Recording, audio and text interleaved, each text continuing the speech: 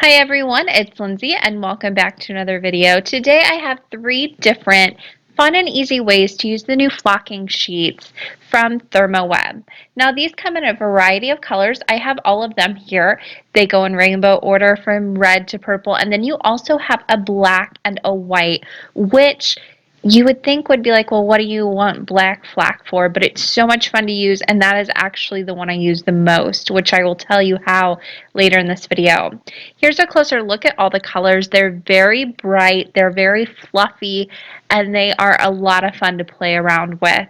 I also want to give you a close-up of the look at the actual flock. It is really textured. It's nice and soft, just like you would find flock in a jar, but not messy at all, which I love.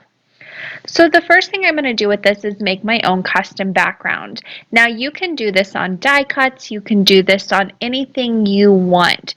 All I'm going to do is take a piece of cardstock. Mine's cut to an A2 size, so 4 1/4 by 5 1/2, and I'm going to make this sticky on one side.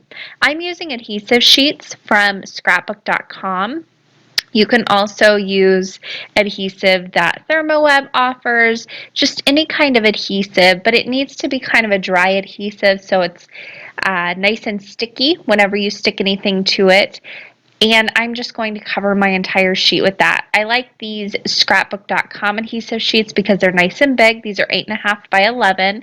They come in a nice pack and they're not very expensive at all. I use these all the time for die cutting and just other fun techniques that you can do with them. Now I'm going to go ahead and lay down my paper onto the sticky side of that, overlay the backing paper back on, and then trim out so none of the gunk gets stuck to my scissors. Then when I have that ready to go, I'm going to go ahead and start cutting some strips of this flocking. Now one thing you want to do whenever you're cutting this, don't cut with the flock side up if you have a paper trimmer like mine. Cut with it down. If you cut with it up, you can see what happens. It tears that flock off the sheet. It's going to mess it all up unless you have a super sharp blade. But even then, it's still kind of wonky. You never know if it's going to do it or not. So just flip it over and cut with the flock side facing down, and it'll cut like butter. So I'm using the bright colors for this card. So I've got the red, the orange, the yellow, the green, the blue, and the purple. And I'm going to cut just different widths of strips of this. I'm going to cut about 6 of each. That covered my card base there, my card panel that I have. Do as many as you want. This is a super simple technique. Now you can do this so many different ways. You can make a pattern on the background. You can do angles. You can do different things if you want. I am going to just do straight lines all the way across this background. So I'm starting off with red. I'm going to do this in rainbow order. And I'm just going to line these up, making sure each time I put one down, I bump it up next to the one I did before. With these sheets, you want to put the flock side facing the sticky.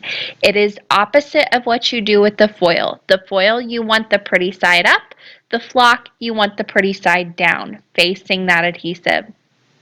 I'll continue to just line these up. I'm not going to tear off that entire backing paper yet.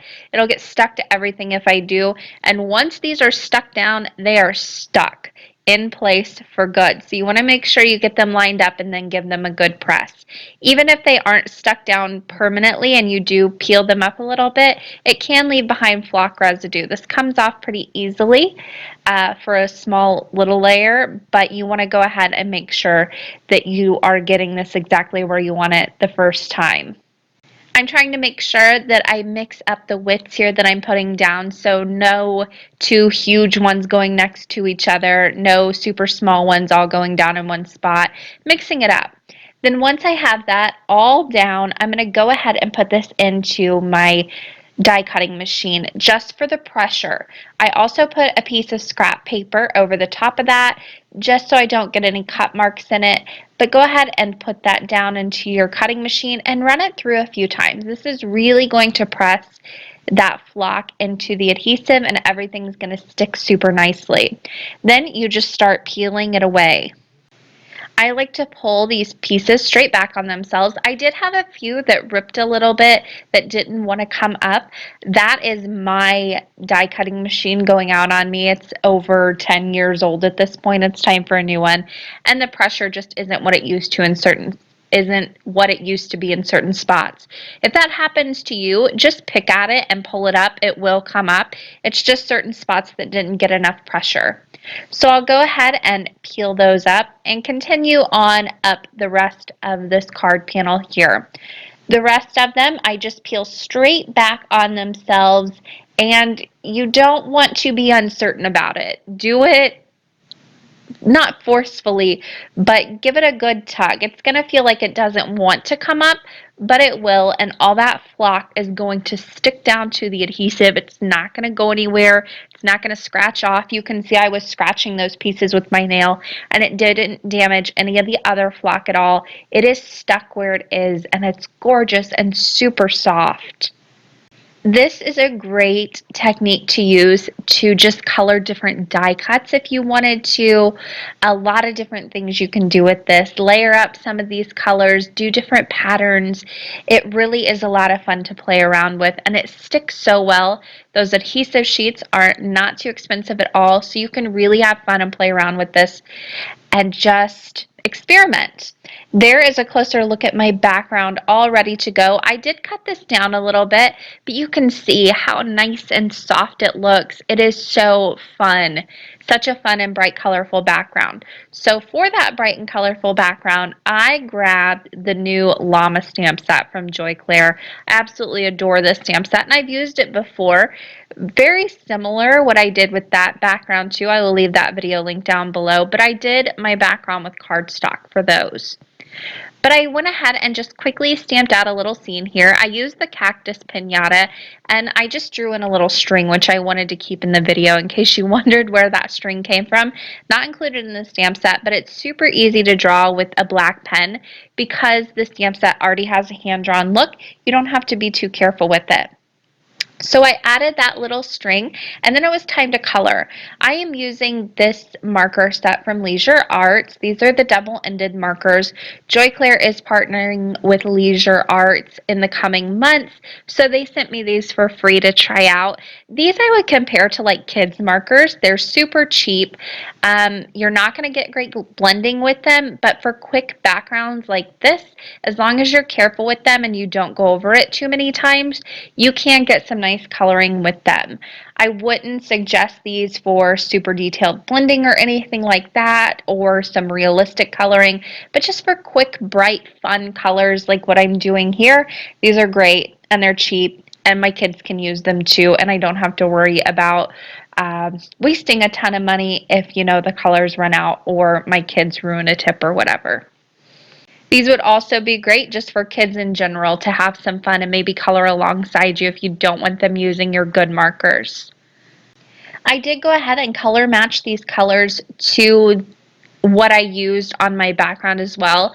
There is a swatch chart on the back, but these don't have names or anything like that. And sometimes the caps are a little bit misleading, and some of them look really similar to other ones. So test these out, swatch them out before you start coloring if you want to do any color matching.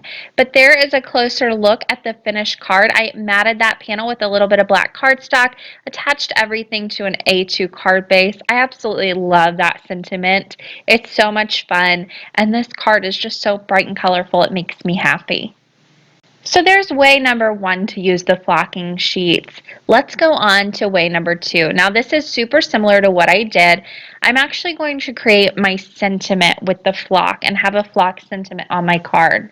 You can do this two different ways that I found to do it that both work really well. You're just going to have a little bit of a different look with each one. So the first way, I'm actually going to do some die cutting with black cardstock first. I do want to make this nice and sticky on one side, so I'm using that same technique I used before, applying those scrapbook.com adhesive sheets to the actual cardstock itself.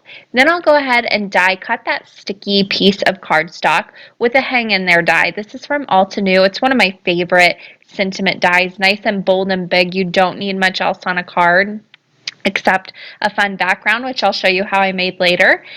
But once I die cut that, I'm going to go ahead and take off that sticky adhesive backing, or the backing that, keeps it sticky.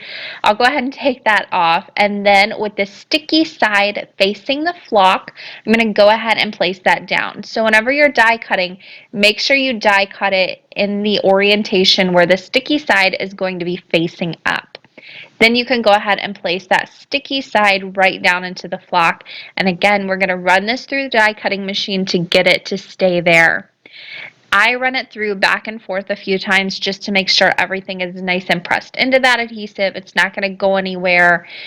So back and forth a few times, especially if you have an older machine like I do that has lost a little bit of pressure.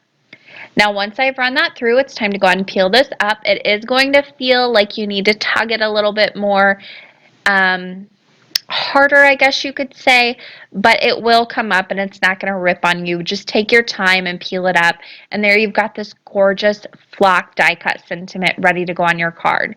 Now, that is a really great way. It's a little bit more in depth to go that way, but it yields a perfect result. However, you can just die cut your flocking sheets as well and use them on your card, which I've done multiple times. I just take my black flock, you can use whatever color, white, red, whatever, and go ahead and die cut that. The only difference you're going to have, first of all, the one on the left where I did the sticky sheet has a little bit smoother finish, and the one on the right where you just die cut has that white backing and also a white core to it, which you will see on your card. If it's not that big of a deal to you, just die cut it. If you don't want that white core, go ahead and add the sticky sheet and do it that way. There's a closer look. I went ahead and used the sticky sheet one. It yields such a perfect result to go about that way, but you do have to take that extra step of adding the sticky to the cardstock. Now, like I said, once you do that, you don't need much more than a background. So I'm going to create a quick background, and I am using the Joy Claire stamp set that I just showed. This is one of my favorite stamp sets. It's a sympathy stamp set, but it is gorgeous. It has these two bunches of flowers in it, and I'm going to use those flowers to stamp out a quick background. I've got a panel which is A2 in size, white cardstock, loaded into my MISTI, and I am using my creative corners to bump it away from the sides so I can stamp off the edge of my cardstock. I love the creative corners for that. I honestly didn't think I would use them as often as I do, but stamping off the edge of the cardstock with your MISTI becomes so much easier when you have those on hand. I just leave them in my MISTI full time, and if they're in my way, I'll pop them out really quickly, but the majority of the time I leave them in there and I just use them. Makes it super easy to stamp off the edge. I'm going to go ahead and stamp in the first corner, then I'll go ahead, flip it around. I'm using the top creative corner now, and I'll just stamp in the next two corners. So kind of spacing these out evenly. I am prepping my surface before I stamp, and when I stamp, I'm stamping with Versamark ink. That is a clear sticky ink that is great to use if you're going to be doing some heat embossing. So I stamped those down. I stamped them a couple of times to make sure everything was on the cardstock and stamped really well. Then I'm adding some silver embossing powder. This is new from Imagine. They come in bags, which is genius. They're so much easier to store this way and easier to funnel back into the container, and they don't spill out as much, which I love. I don't get embossing powder everywhere or as much everywhere as I do when I'm using jars, when I use the bags. So once I had all four corners stamped, I'm going to add some ink blending to this. I'm using Twilight ink from Catherine Pooler and a jumbo ink dauber just to kind of sponge the edges very quickly, kind of dirty them up, add a little bit of color. It's a tone-on-tone look I'm going here for. And I just love the look this gives. It almost gives that stamping a little bit of a shadow effect, which is really cool on the finished card. You don't have to use a jumbo ink dauber for this either. You can use whatever blending tool you have on hand that you're comfortable with. There's a closer look at that background though. All I did was add a piece of vellum to that and attach the sentiment that I did the flocking on to finish that card. So beautiful, so elegant, and it really took no time at all. I especially love that you have that added texture of not only the embossing on the background, but that flock and the sentiment, which just adds so much more interest to a very simple card. Now the third way is probably my favorite, but it does take the longest because you've got a little bit of dry time. I am going to put some hot foil gel. Thermoweb has their own gel. This is just what I have on hand to use. But I'm going to put that gel through the stencil. Now, if you don't have stencils, you don't have the gel, you think it's a mess, you can also buy these great cardstock sheets from the Heidi Swapp Mint collection, and these already have stencil gel on them. You can run them through your laminator with the flock and get these great backgrounds. Now, you are limited in what designs they already have, but if you don't want to buy the gel and stencils and have all that on hand, you can just buy the pack of paper. It comes in 6x6 and 12x12. That's just another option. They work really great. They come in some gorgeous patterns, but you are limited to just those patterns. If you want to create your own backgrounds, grab some gel, grab some stencils, and just smooth that gel right through the stencil. Now the trick with this is you want to go for a nice, even, smooth layer. I like to use a larger palette knife for this with a nice smooth edge. If you don't have palette knives, Thermoweb also has, I believe, a little kind of like a spatula or a scraper. Really fun to use, and it works really well. You can buy those on Amazon as well. I will leave a couple links down below. And if you don't have any of that and you are ready to go with this and you don't have time to do any ordering, an old credit card or gift card will work just as well too if you want to go that route. But I'm going to go ahead and smooth that through my stencil right onto a piece of cardstock, and I'm doing a tone-on-tone look. Now this is going to go on white, but you know it's dry when it dries clear, which is great because then you know it's nice and set and you're not going to ruin your background going too quickly. I'll go ahead and take that piece of cardstock just to measure out my flocking sheet here so I can cut it down. These cut beautifully with your scissors and you can touch them. It's not going to go anywhere whenever you touch them, kind of like those glitter sheets that kind of go everywhere when you touch them if you don't touch them in just the right spot. I'm going to run this through my laminator just like I would with foiling. The only difference is you're going to put the flock side facing the gel. So flock side up, gel side down on your cardstock, and put that all into a carrier sheet. You can use whatever carrier sheet you like. I like to use a piece of computer paper folded in half. Pretty simple. Now I'm going to put this through my laminator. I use the Royal Sovereign. There are tons of cheap laminators. Minks work great too. Whatever you have on hand, just make sure you have it on the hottest setting and you have allowed it to heat up. It's so important to get some good heat. These flocking sheets are thick. You're adding cardstock to that. This laminator has a lot of heat to get, or a lot of layers and thickness to add that heat to really get that foil to stick good. So make sure you give your laminator time to heat up or you're not going to get good results.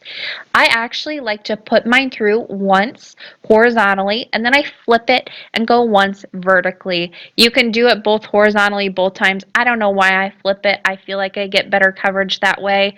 That's just me. Do whatever you do, but I suggest putting it through twice to get that good amount of heat. So once I've put that through, I'll go ahead and let it cool for a second because it is going to be super hot. Then you can just pull this away from that flock sheet and you've got this so gorgeous background that's got those little flock dots on it. I absolutely love the texture on this. It's nice and smooth. It's not too much dimension on there, but it is quite a bit of texture, which I love, love, love. Now I did use a stamp set from Joy Claire. This is actually from their Color by Faith, but I made it into a birthday card. I stamped that little castle and VersaFine Claire Morning Mist ink. I use that same ink to color it in, so the stamping is a little bit darker, the ink blending is lighter. It's a great tone-on-tone look. Then I added some Nuvo drops and silver to the little bricks and white along where the window panes are. I added a vellum die cut behind that, so I didn't block out any of the background, but it does help that castle be the main focal point. Added a happy birthday banner on the little bottom of the castle, and this card was done. Super simple, but you do have to wait for that gel to dry, so it does take a little bit longer than your other techniques. But there it is, 3 different ways to use the flocking sheets from Thermoweb. These are a lot of fun to play around with.